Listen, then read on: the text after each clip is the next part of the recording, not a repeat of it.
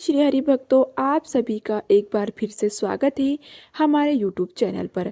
आइए आज सुनते हैं आमल की एकादशी की व्रत कथा। पौराणिक कथाओं में उल्लेख है कि जब भगवान विष्णु ने इस सृष्टि की रचना की तो उन्होंने आंवल यानी कि आंवले के वृक्ष को भी उत्पन्न किया था। इस वृक्ष के स्मरण मात्र से ही गोदान करने का फल प्राप्त होता है और आंवले का फल सेवन करने से ही व्यक्ति को पुण्य प्राप्त होता है और मोक्ष का मार्ग उसके लिए प्रस्तव होता है। आंवला एकादशी या आंवल की एकादशी का व्रत फाल्गुन मास के शिवरात्रि और होली के बीच मनाया जाता है। इस दिन आंवले वृक्ष का विशेष महत्व होता है। भगवान विष्णु को आंवले का वृक्ष अति प्रिय है। आंवले के वृक्ष के भगवान विष्णु का वास माना जाता है। स्कंद पुराण में आंवला एकादशी का वर्णन करते हुए बताया गया है कि यह व्रत सभी पापों को नष्ट करता है और व्यक्ति को सौभाग्यशाली बनाता है। तो चलिए सुनते हैं आंवला एकादशी की पौराणिक व्रत कथा।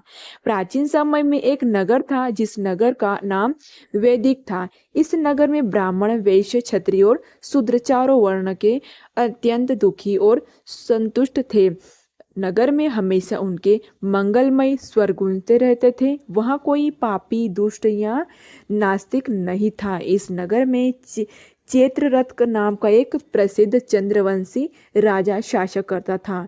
यह राजा बहुत ही विद्वान और धार्मिक प्रगति का था। राज्य में कोई भी गरीब या कंजूस नहीं था।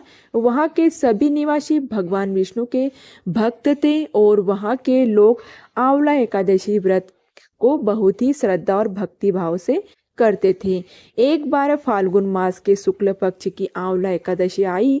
राजा अपनी प्रजा के साथ मंदिर में गए और वहां उन्होंने कुंभ स्थापित कर धूप, दीप, नैवेद्य, पंचरत्न, अस्त्र यानी विधि पूर्वक एकादशी का पूजन किया। उन्होंने आंवला एकादशी वृक्ष के नीचे भगवान विष्णु की स्तुति की। राजा ने आंवला वृक्ष की पूजा करते हुए कहा कि आप ब्रह्म का स्वरूप हैं, आप ब्रह्मा के उत्पत्त हुए हैं और सभी पापों का नाश करने वाले हैं और आपको नमन करती हूँ। मेरा भेंट स्वीकार करें। आप श्री रामचंद्र जी द्वारा सम्मानित हैं। मैं आपकी पूजा करता हूँ और प्रार्थना करता हूँ कि मैं सारे पाप दूर हो जाएं।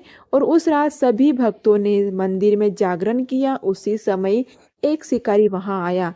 वह बहुत पापी और दुष्ट था जो अपने परिवार का पालन पोषण करने के लिए जानवरों को शिकार करता था। उस दिन शिकार का भूख और प्यास था। वह मंदिर के एक कोने में बैठ गया और भगवान विष्णु को और एकादशी का महात्म सुनने लगा।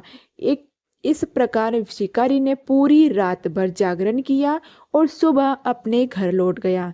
सभी भक्त भी अपने अपने घर चले गए। कुछ समय बाद शिकारी की मृत्यु हो गई। आंवला एकादशी के व्रत और जागरण के प्रभाव से शिकारी अगले जन्म में राजा के यहाँ पैदा हुआ। उसका नाम वंशसूरज रखा गया। जब वह बड़ा हुआ और राजा बना तो उसके पास एक विशाल सेना थी। उसका राज्य धन से परिपूर्ण थी और उसकी शक्ति चंद्रमा के समान भी, पराक्रम भगवान विष्णु के समान और स्थिरता पृथ्वी के समान थी। एक दिन राजा वंशुरज शिकार के लिए जंगल गए। फिर वहां एक अचानक रास्ता भटक गए। दिशा न जानने के कारण उन्होंने एक आंवले के पेड़ के नीचे विश्राम किया और वही उन्होंने नींद आ गई। उसी समय पहाड़ से डाकुओं का एक समूह आ गया। उन्होंने राजा को अकेला देखकर चिल्लाने लगे और मारा मारा। डाकू ने कहा, इस राजा ने हमारे माता पिता, पुत्र और सभी रिश्तेदार को मार दिया, इसलिए हमें इसे मार डालना चाहिए। यह कहने हुए डाकू ने राजा पर हथियारों में हमला करना शुरू कर दिया। जब डाकुओं ने राजा पर हमला किया तो ऐसा लगा कि उन्होंने हथियार राजा के शरीर में टहराते हुए फूल बन गए और उनके सभी हथियारों उल्टे उन पर ही वार करने लगे और ऐसे होते ही सभी डाकू बेहोश हो गए। उसी समय राजा के शरीर में एक दिव्य देवी प्रकट हुई और वह अत्यंत सुंदर थी और सुंदर वस्त्र और आभूषणों से सुसज्जित थी। उनकी आंखों में लाल अग्नि की किरणें निकल रही थी। देवी ने तुरंत डाकुओं पर आक्रमण किया और सभी को मार डाला। जब राजा वंशुर जाके और तो उन्होंने डाकुओं को मृत पाया और सोचा कि इन दुश्मनों को किसने मारा। इस इस जंगल में ऐसा कौन है जो मेरा शुभ चिंतक कौन है? तभी एक आकाशवाणी हुई, हे राजन, इस संसार में तुम्हारी रक्षा भगवान विष्णु के अलावा और कौन कर सकता है? पिछले जन्म में तुमने आंवला एकादशी का जो व्रत किया, यह उसी का पुण्य है। आकाशवाणी सुनते ही बाद में राजा अपने राज्य खुशी खुशी लौट गया और शासक करने लगे। तो वह एक आंवला का एकादशी की थी।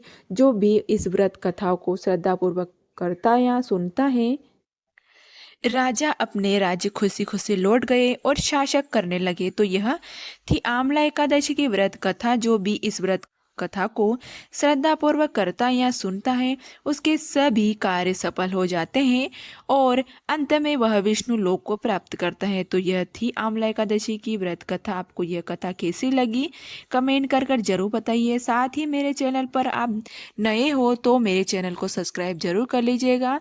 मिलते हैं ऐसे ही नेक्स्ट वीडियो के साथ में, भक्तिमय वीडियो के साथ में। तब तक के लिए जय श्री हरि, जय श्री हरि।